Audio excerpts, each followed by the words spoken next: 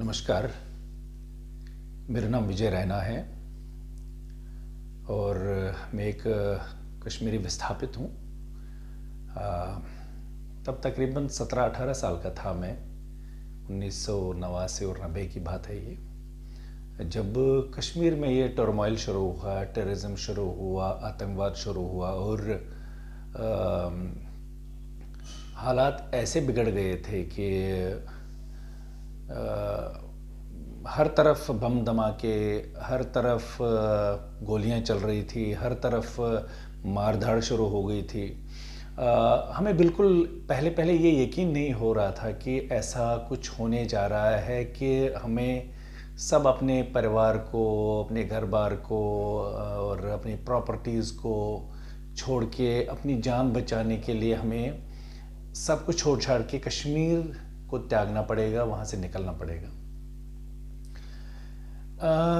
शुरुआत तो मेरे ख्याल में नीलकंठ गंजू साहब जो हमारे वहाँ उस टाइम चीफ जस्टिस थे हमारे जम्मू कश्मीर के, और उसके बाद टिकलाल टपलू जी का, उनके बाद हमारे प्रेमनाथ भट्ट जी का, और ये तो हमारे लीडर्स थे। लेकिन जो जनरल लोगों की किलिंग हो रही थी और हिंदूज़ की ख़ास तौर पर जो किलिंग शुरू हो गई, और उसके अलावा जो मस्जिदों से जो उनके सरमन्स निकल रहे थे, जो 24 घंटे माइकों से ऐसी आवाज़ें आती थी, ऐसा वो उस टाइम नारे लगाए जाते थे कि एसक्या गैसियत पाकिस्तान बट और उस्तवी बट नेवसान। इसके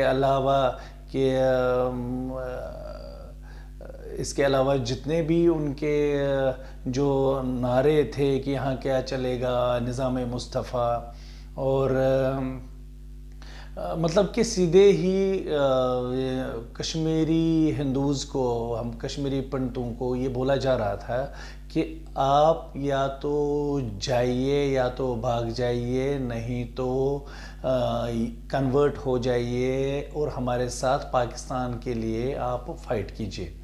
और जैसे वो ये भी बोल रहे थे कि या रलियो या गलियो या चलियो, मतलब कि या तो मिलो हमारे साथ, हमारे मज़हब में कन्वर्ट हो जाओ, या तो भागो यहाँ से, अपने आप को बचाओ, या गलियो मतलब कि या तो आप मरने के लिए तैयार हो जाओ।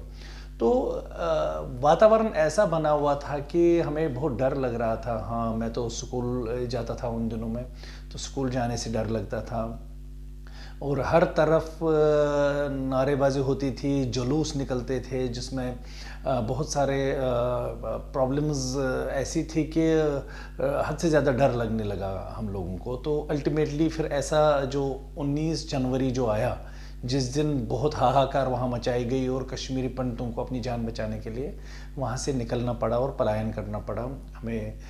मैं भी एक छोटा ही था, और मेरे परिवार वाले, मेरे फादर साहब, मेरी मदर, मेरे अंकल्स, मेरे कज़न्स, मेरे खुद ब्रदर सिस्टर्स, हम सारे वहाँ से निकल आए और सब कुछ छोड़ छाड़ के जम्मू में हम यहाँ आ गए, माइग्रेंट हो गए। कुछ नहीं था, खाने को कुछ नहीं था।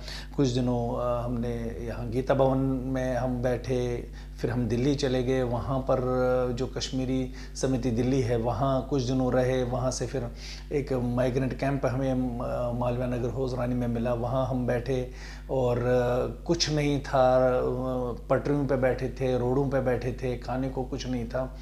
तो आहिस्ता आहिस्ता, चूँकि हमारी कम्युनिटी जो है काफ़ी एजुकेटेड है, पढ़े लिखे हैं, और मुझे लग रहा है कि जो हमारे पूर्वज हैं, जो ऋषि मुनि हैं हमारे पूर्वज, या जो हमारे वो सारे काफ़ी एक खसूसियत है कि कश्मीरी पंडितों में, उस वजह से हमने अपना सर्वाइव किया।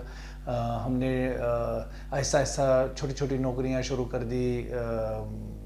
800-1000 रुपये मिलता था महीने का, तो किसी तरीके से आहिस्ता आहिस्ता आहिस्ता आहिस्ता आहिस्ता हमने कोप अप किया, आहिस्ता आहिस्ता सर्वाइव किया। और मुझे लग रहा है कि आज की डेट में काफ़ी हद तक हमारा जो समाज है संपन्न हुआ है, काफ़ी लोगों ने अपने आप को अच्छी पोजीशंस पे लाया है, अच्छे जॉब्स में हैं, अच्छे बिजनेसेस में हैं, लेकिन बहुत सारे जो हमारे कम्युनिटी के लोग हैं वो अभी भी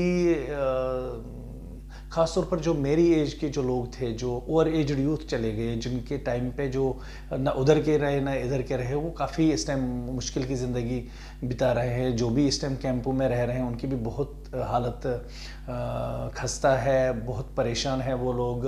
और मैक्सिमम परिवारों को मैं देख रहा हूँ कि वो रिलीफ जो हमें मिलता है उसी पे सर्वाइव कर रहे हैं। तो मेरा ये मानना है कि जो अभी सेंट्रल गवर्नमेंट है उसको सीरियसली कश्मीरियों का जो परेशानी है, जो उनको मुद्दा है, जो उनके व्यथाएं हैं, जो उनके डिमांड्स हैं, उनको लुक आफ्टर करना चाहिए। और कश्मीरी पंडितों को उनके जो भी ग्रीवेंसेस हैं, जो भी उनकी परेशानियां हैं, उनको एज सुन एज पॉसिबल उनको लुक आफ्टर करके उनका निवारण करना चाहिए। बहुत बहुत धन्यवाद। नमस्कार।